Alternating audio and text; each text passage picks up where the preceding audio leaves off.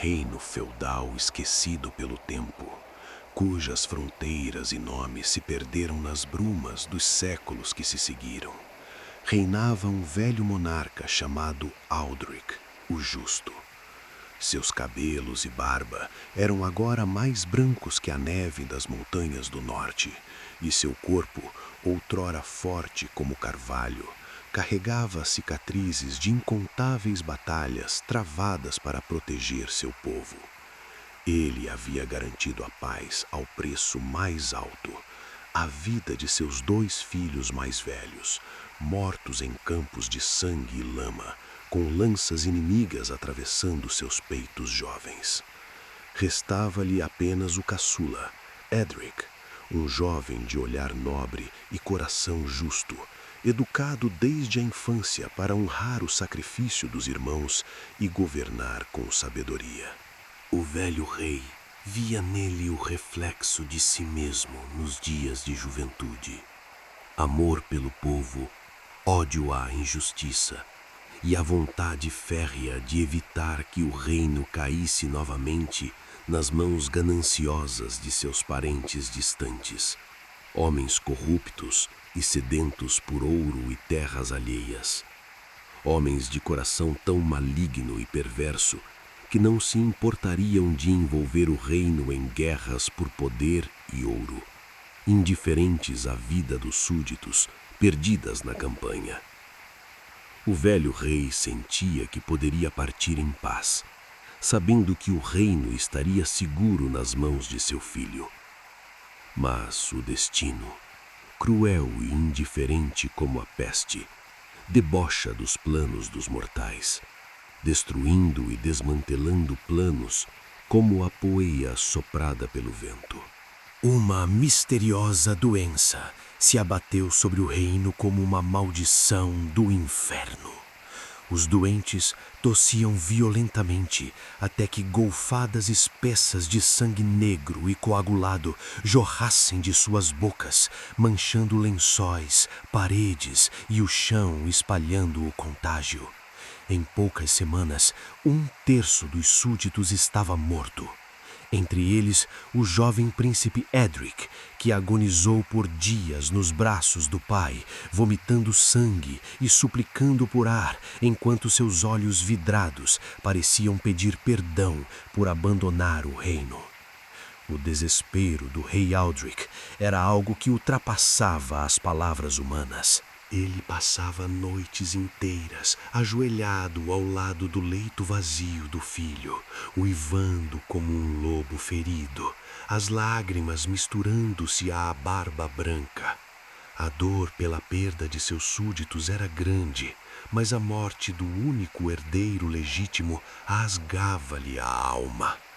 Com mais de 80 anos, apesar de casado com uma jovem rainha de 19 primaveras, seu corpo já não respondia como outrora.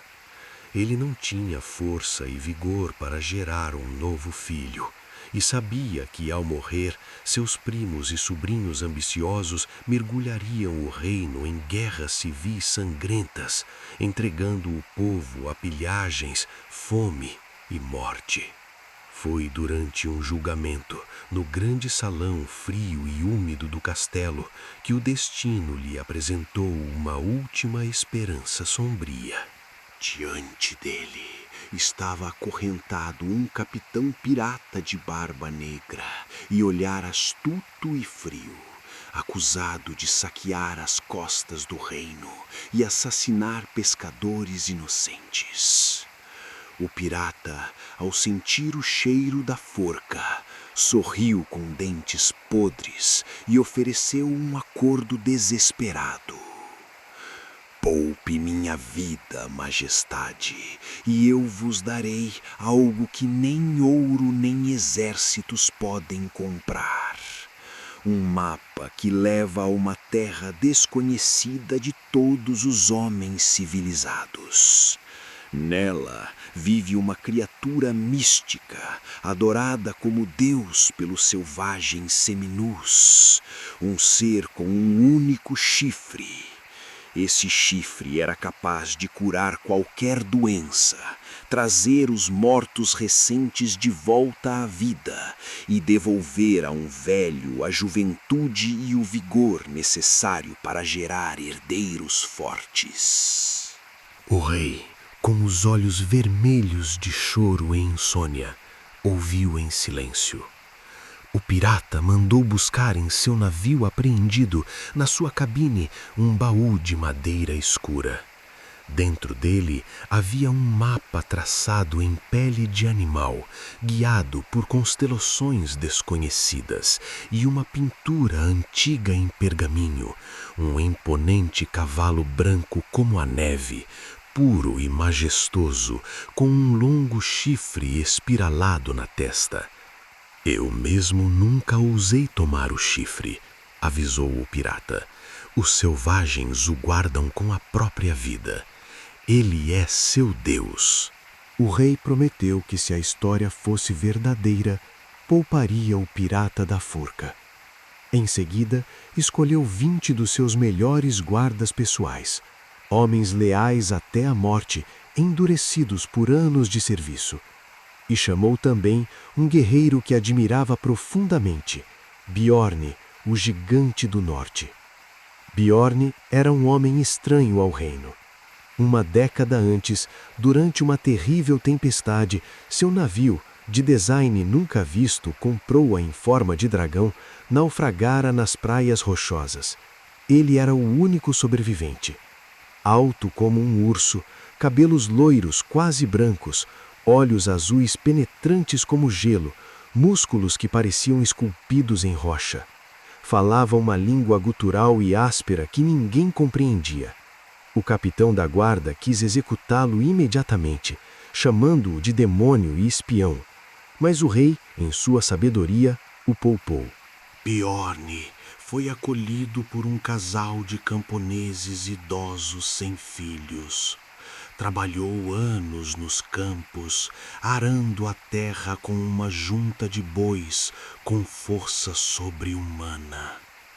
Até a noite em que voltava do trabalho nos campos e percebeu que saqueadores deixavam a fazenda a galope. Bjorn sabia o que esperar e encontrou os dois velhos enforcados na viga da choupana. Corpos balançando devagar, a casa saqueada. Pela primeira vez em anos, ele pegou a grande espada, a única coisa que lhe restava de sua terra natal, uma arma pesada demais para homens comuns. Caçou os saqueadores como um lobo enfurecido e os matou como vermes que eram. Desde então, vivia como mercenário, caçando bandidos e violadores vindos de outras terras que infestavam as estradas do reino. O rei o estimava como poucos pelo valor de seus serviços para o reino. Ao ver a pintura do unicórnio branco, Bjorn franziu o senho, mas aceitou a missão. O rei prometeu-lhe seu peso em ouro puro se voltasse com o chifre. Em um mês, trabalhando dia e noite, construíram uma réplica do navio que Bjorn naufragou. Ele lhes garantiu que o navio seria mais forte e rápido que os navios do reino, incapazes de atravessar oceanos. Partiram no mais rápido navio feito pelo reino, guiados pelas estrelas do mapa do pirata. Após semanas de mar revolto, vomitando bile e enfrentando tempestades que pareciam castigo divino, avistaram uma costa selvagem e densa. Uma terra que ninguém no velho mundo jamais havia pisado. Eles não sabiam, mas estavam na América do Sul, séculos antes de qualquer outro europeu. A selva os engoliu como uma boca úmida e viva. Primeiro veio o calor úmido que sufocava os pulmões. Depois, os insetos. nuvens negras de mosquitos que picavam através das malhas e deixavam feridas purulentas. Em seguida, os animais. Animais estranhos e maravilhosos nunca vistos por eles. Gatos malhados gigantes que subiam e atacavam de cima das árvores. Serpentes e lagartos gigantes que habitavam os rios. Aves coloridas com cores nunca vistas enchiam a selva com seus cantos. Tudo isso os levava a acreditar que a lenda do unicórnio era real. Um dos homens, chamado Garrick, afastou-se para urinar perto de um rio turvo. De repente, uma serpente gigante, corpo grosso como a coxa de um cavalo, surgiu das águas escuras com velocidade aterradora. Suas mandíbulas se abriram num ângulo impossível e engoliram a cabeça e o ombro direito de Garrick em um único movimento. O homem ainda teve tempo de gritar, um som gorgolhante e abafado, enquanto o corpo era arrastado para dentro da água escura, ossos estalando audivelmente. Outro homem que pegava água no rio teve o fim semelhante, sendo arrastado aos berros para o fundo do rio por um gigantesco lagarto, deixando a água tingida de sangue e uma perna para trás.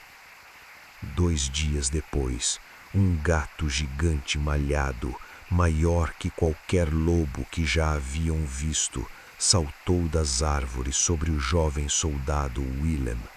As garras rasgaram a cota de malha como se fosse linho. O animal cravou os dentes na nuca do rapaz e o sacudiu violentamente, quebrando sua coluna com um estalo seco. Willem morreu com os olhos arregalados de terror, sangue jorrando da boca, enquanto o jaguar o arrastava para a escuridão da mata, rosnando possessivamente. As serpentes imensas mataram mais um homem durante a noite. Uma delas engoliu um soldado inteiro enquanto ele dormia. O volume do corpo humano visível inchando o ventre da cobra enquanto ela se arrastava de volta ao rio. O homem acordou tarde demais, debatendo-se inutilmente enquanto o monstro se enrolava nele e o engolia pela cabeça, era esmagado e engolido vivo. Então veio o encontro com os selvagens que guardavam a entrada da caverna que levava ao vale onde habitava seu Deus. Pressentindo que aqueles homens estavam ali para levá-lo, eles atacaram primeiro. As flechas envenenadas da tribo de selvagens seminus, pintados com tintas vermelhas e pretas, adornados com peles de animais desconhecidos e penas com cores vibrantes de pássaros nunca vistos, foram ainda mais cruéis. Eles atacaram com fúria religiosa ao perceberem que os estranhos vinham atrás de seu Deus. 4 guardas caíram com flechas cravadas no pescoço e virilha, contorcendo-se no chão enquanto o veneno queimava suas veias como fogo líquido. Um deles, em agonia, arrancou os próprios olhos antes de morrer berrando. Os que sobreviveram conseguiram chegar até a caverna que conduzia ao vale. Dentro da caverna úmida e escura que atravessava a montanha, os desenhos rupestres revelaram a verdade terrível. Bjorn, que aprendera a ler sinais melhor que os outros, parou diante das paredes iluminadas por tochas tremulantes. Ali estava pintado o Deus, não o cavalo branco puro da pintura, mas uma besta negra como a noite eterna, com presas longas e olhos brilhantes de inteligência maligna. As pinturas mostravam a criatura devorando oferendas humanas, usando o chifre para curar feridos. e mostrava o ser vindo das estrelas, em discos de fogo, com outros semelhantes a ele. Bjorn mostrou ao capitão da guarda o que viu e alertou que o ser não era aquilo que buscavam. Era uma besta sanguinária, acostumada a matar e devorar homens. O capitão da guarda cuspiu no chão. Selvagens pagãos, não sabem o que pintam.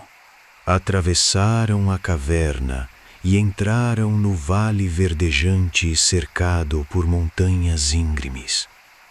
O medo tomou conta de seus corações quando viram esqueletos com armaduras de centenas de guerreiros vindos das mais diferentes terras, todos despedaçados e devorados pela besta.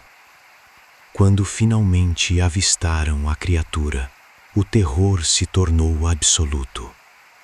Não era o animal majestoso e puro da pintura. Era uma besta colossal, o dobro do tamanho de um cavalo de guerra, com pelagem negra como breu, cascos negros e duros como lâminas de aço, e dentes longos e curvos de predador. Não eram dentes de um animal que pastava, mas dentes próprios para rasgar e devorar carnes. Seus olhos vermelhos brilhavam com uma inteligência antiga e fria. O capitão gritou para atacar. Bjorn berrou. Parem, seus tolos! Aquilo não é um cavalo sagrado. É uma besta nascida para matar e devorar carne. Tarde demais. O unicórnio negro atacou com uma fúria primordial. Seus cascos esmagaram o peito de 2 homens, afundando costelas e fazendo os pulmões explodirem em jatos de sangue. O animal atacava com cascos e dentes, esmagando ossos e rasgando carne. Um terceiro teve o crânio partido ao meio como uma fruta madura. Um quarto foi empalado pelo chifre espiralado. A ponta afiada atravessou a barriga e saiu pelas costas, erguendo o homem no ar como um espeto. Enquanto ele ainda se debatia, a criatura o sacudiu violentamente, rasgando órgãos e intestinos que caíram no chão em um emaranhado quente e fumegante. Quando o unicórnio se virou para o capitão da guarda, Bjorn se colocou na frente. A cabeça da besta o acertou como um ariete, arremessando o viking gigante vários metros para trás. Ele caiu com o ombro deslocado e costelas trincadas. No momento em que o chifre descia para perfurar seu peito, os olhos de Bjorn encontraram os da criatura. E então veio a visão. Imagens inundaram sua mente. Um mundo além das estrelas, discos brilhantes cruzando o vazio, seres humanoides montando criaturas como aquelas nos mundos que colonizaram. Dor, solidão infinita. Um ser deixado para trás, abandonado e esquecido em uma terra selvagem, longe de tudo que conhecia. O unicórnio negro recuou, não por medo, talvez por reconhecer em Bjorn a mesma dor de um estrangeiro solitário em uma terra hostil, sabendo que jamais voltaria para casa. Antes de partir, tocou com o chifre em Bjorn e ele sentiu suas costelas se regenerando, seu ombro voltando para o lugar e seus pulmões se encheram de ar. Então o deus tocou em si mesmo, onde uma lança havia aberto um corte, e Bjorn viu a luz azul emanar do chifre e a carne se regenerou diante de seus olhos. A besta desapareceu na mata densa, deixando para trás um cenário de carnificina. Corpos destroçados, membros separados, tripas espalhadas sobre a grama verde. O cheiro metálico de sangue misturado ao odor úmido da selva. Ninguém mais ousou persegui-lo. Quando saíram da caverna, os selvagens não os atacaram mais, pois seu próprio Deus os havia poupado. Deixaram-nos passar em silêncio, assustados. Os 9 sobreviventes, cobertos de sangue e horror, concordaram em uma única mentira. Cortaram o chifre de um bode grande que encontraram morto e o embrulharam com cuidado. A viagem de volta foi um pesadelo ainda maior. Doenças, fome e mais ataques de animais ceifaram mais 2 vidas. 2 homens morreram tossindo sangue, exatamente como as vítimas da peste no reino. Quando retornaram, contaram ao rei que haviam matado a criatura e tomado seu chifre sagrado. Dizem que Bjorn recebeu seu peso em ouro e o navio de proa de dragão e partiu para mares desconhecidos. Dizem que o velho rei Aldrich, cheio de esperança renovada, recuperou o vigor e gerou um filho saudável com sua jovem rainha. Mas a verdade foi engolida pelo tempo. Apenas a lenda de um lindo cavalo branco com um chifre na testa permaneceu, cantada por bardos em tavernas escuras.